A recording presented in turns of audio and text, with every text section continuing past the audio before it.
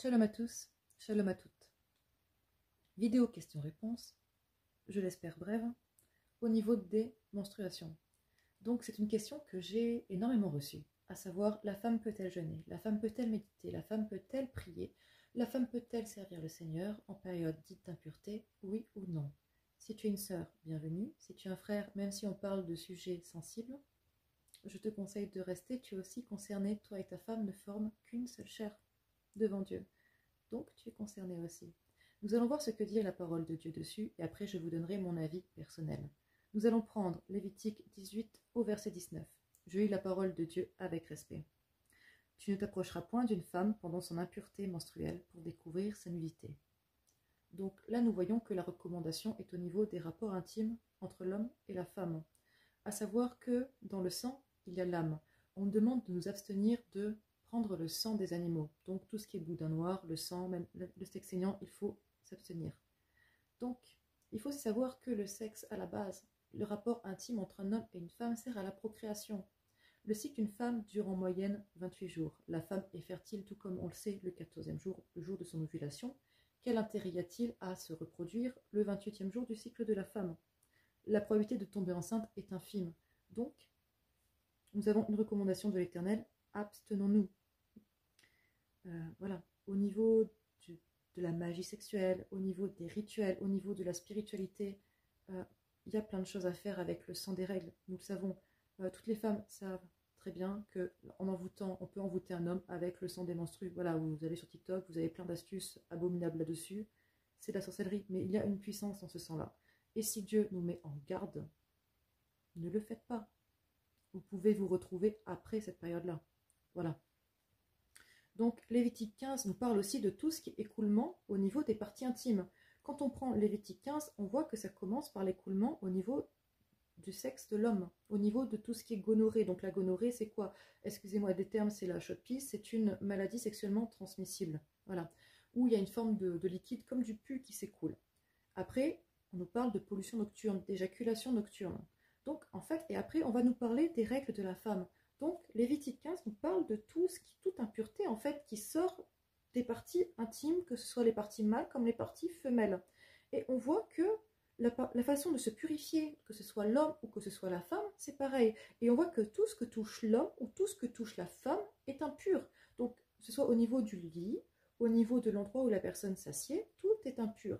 Après, le verset, donc du coup, les derniers versets nous parlent de la femme qui perd du sang hors période menstruelle, c'est-à-dire, du coup, après un accouchement, par exemple. Voilà. Après l'accouchement ou hors règle. Et après, du coup, ça nous parle de comment, donc du sacrifice de pigeons, de tourterelles que Marie a fait. Marie a passé donc la période après l'accouchement de Jésus, et en se présentant au temple, elle a fait l'offrande sacrificielle au sacrificateur. Voilà. Donc, pendant tous ces versets-là, que je ne vais pas lire parce que c'est très long et je vous encourage à le lire, donc en fait, on apprend que la femme qui a son flux de sang reste impure pendant 7 jours et que ce soit l'endroit où elle s'assoit, l'endroit où elle dort, c'est impur. Et que l'homme, admettons le mari qui voudrait dormir avec sa femme, en fait, se rendrait lui-même impur. Le mari qui couche avec sa femme se rend lui-même impur. Par contre, le mari qui dort avec sa femme est impur moins longtemps que le mari qui couche avec sa femme. Attendez, je ne veux pas dire d'erreur. Voilà, quiconque touchera son lit lavera ses vêtements et se lavera dans l'eau, il sera impur jusqu'au soir. Donc un homme qui va dormir avec sa femme, qui va s'asseoir sur sa chaise, va rester impur jusqu'au soir. Voilà. Par contre, l'homme qui couche avec sa femme sera impur pendant 7 jours, tout comme la femme. D'accord? Donc on voit qu'au niveau des interdictions, au niveau de la loi, tout simplement, ça va être, on dira, on n'est pas sous la loi, on est sous la grâce. Bon, Jésus a dit qu'il n'était pas venu pour abolir, mais pour accomplir. Et après, je vous donnerai ce que moi, personnellement, j'ai pu recevoir par rapport aux menstrues, d'accord? En ce qui me concerne. On voit qu'ici, les interdits ne sont pas au niveau de la vie de sanctification, de la vie de prière, mais plus au niveau de la société. Donc, en fait, ce que l'Éternel nous préconise, nous demande, c'est de nous isoler et de ne pas, du coup, aller être en contact avec, surtout pour les femmes mariées, avec notre époux. En fait, moi, ce que j'ai vraiment reçu par rapport aux règles, en toute honnêteté, en fait, je n'ai pas eu mes menstrues pendant très longtemps. Gloire à Dieu, c'est revenu grâce aux prières, grâce à l'intercession, parce que Dieu l'a voulu aussi. Et puis bon, j'étais pas trop gênée parce que bon, je ne voulais pas me marier, donc bon, voilà, c'est un choix personnel. Mais bon, n'étais pas plus inquiète que ça. Et quand c'est revenu, je priais avec un frère, je cherchais la face de Dieu, et là, le Saint-Esprit a commencé à m'enseigner par rapport au menstru. Et honnêtement, quand j'ai dit ce que j'ai reçu au frère, il m'a dit, bon, ok, elle est bien gentille, mais bon, c'est un peu... Moi, ça ne me parle pas. Et en fait, ce que j'avais reçu, c'est que je lui ai dit, mon frère, waouh! Et je dis, cet esprit me dit que si je me marie, je ne pourrai pas dormir dans le même lit que mon époux quand j'aurai mes menstrues. Voilà. Donc, ce que j'ai reçu aussi, c'était par rapport, entre guillemets, à si je me marie. D'autant plus, femme, si vous êtes mariée avec un serviteur de Dieu, pasteur, apôtre, prophète, je ne sais pas, ou tout simplement avec un chrétien, en fait, ça va le rendre impur, ça va, entre guillemets, un peu, ça va altérer son onction.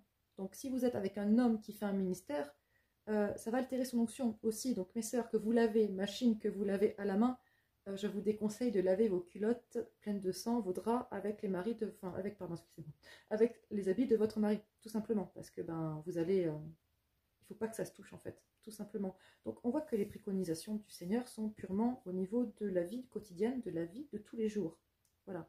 Et ce que j'ai reçu aussi, Dieu ne m'a pas dit abstiens-toi de jeûner, abstiens-toi de prier. Une femme a un cycle en moyenne de 28 jours, d'accord, 31 jusqu'à 38 pour les plus longs, d'accord. Or, si une femme veut jeûner 40 jours, comment elle peut faire? 40 jours, voilà. Après, ce que je dis pour le jeûne, c'est qu'on est fatigué pendant ce temps-là. Donc, si c'est un jeûne vraiment que tu peux reporter, reporte-le pour quand tu seras en forme, ce sera mieux. Mais si tu as un jeûne de repentance, une urgence, un jeûne qui est conduit par ton église, ne rate pas ton jeûne, ne rate pas ta bénédiction parce que tu es en période de règles. Ce que je tiens à vous dire par rapport à cette période-là, c'est que la femme à la perte de sang, elle était considérée comme impure. Est-ce qu'on peut dire qu'elle a enfreint la loi? Elle est partie touchée, elle est partie en étant impure vers le sacré. Elle n'est pas restée dans son coin en disant « Ah, ben, je suis souillée, je ne peux pas aller vers Jésus. » Elle a même osé toucher la frange de son vêtement. Voilà. Elle a osé. Elle n'est pas restée dans sa condition de « je suis trop impure, il ne va jamais m'accepter, jamais il ne me touchera, jamais il ne me regardera, jamais il ne me guérira. » Et en fait, ce qu'on doit retenir, c'est comme au niveau de nos péchés. Si on se dit qu'on est trop sale pour aller à Dieu, on ne se convertira jamais. Et moi-même, j'ai une grosse partie de ma conversion qui a malheureusement été ratée à une époque parce qu'on m'a mis plein de barrières en disant « Ah, mais t'es allé trop loin dans ci, t'es allé trop loin dans ça, c'est fichu. » Ben, si c'est fichu, n'essayez pas de m'évangéliser en fait parce que ça ne servira de rien. Donc, est-ce une bonne idée de rester dans notre coin, de ne plus prier, de ne plus louer, de ne plus rien faire sous prétexte qu'on a nos menstruations? Je ne pense pas. Par contre, il y a des choses à faire, à ne pas faire. Je pense qu'il faut rester tranquillement dans notre coin. La société nous oblige à sortir, nous oblige à travailler, mais au niveau même de nos rythmes naturels, il est mieux qu'on reste tranquillement dans notre coin, justement, et qu'on ne s'approche pas trop. On n'a même pas envie d'être en contact quand on est dans cette période-là, en fait. Et on voit aussi que même pour tout ce qui est saignement, du coup, après l'accouchement, d'ailleurs après l'accouchement, la femme a besoin d'un temps pour que le corps se remette. Et il faut même que les maris puissent comprendre cela, de ne pas forcer l'épouse à aller trop vite. Voilà. Donc même au niveau des menstrues, ce que je tenais à vous dire, c'est même au niveau des protections périodiques. Le sang, là, on ne sait pas, toutes les grandes marques de serviettes, de tampons, votre sang peut être récupéré de façon mystique. D'accord? Voilà. Ou même... Malheureusement, des gens peuvent fouiller dans les ordures, donc le plus prudent reste encore la culotte menstruelle. La culotte menstruelle, du coup, vous la lavez en machine. C'est un investissement, ça coûte en moyenne 20 €. Vous lavez pendant des années. Vous en payez 3, vous n'avez plus rien à dépenser, vous êtes tranquille. Bon, 3, c'est peut-être un peu exagéré. Vous en payez quelques-unes et vous êtes tranquille pendant quelques années. Voilà. Donc, au-delà des perturbateurs endocriniens, des problèmes écologiques, même au niveau spirituel, énergétique, je vous déconseille vraiment tout ce qui est serviette. Voilà. Donc, ce qu'il y a à retenir, ne nous abstenons pas d'aller vers Dieu en nous trouvant trop sales. Par contre, respectons notre entourage, respectons nos époux. Faisons attention. C'est vrai que ça a l'air très compliqué à mettre en pratique, mais en travaillant un petit peu sur nous, je pense qu'on peut y arriver. On peut y arriver. Voilà. Donc, je vous laisse méditer la parole de Dieu, donc à savoir Lévitique, si vous cherchez, c'est pour ce qui concerne la femme, c'est Lévitique 15, le verset 19 jusqu'au verset 30. Voilà. Soyez tous bénis dans la paix du Seigneur. Je vous remercie pour votre écoute. Shalom, soyez bénis.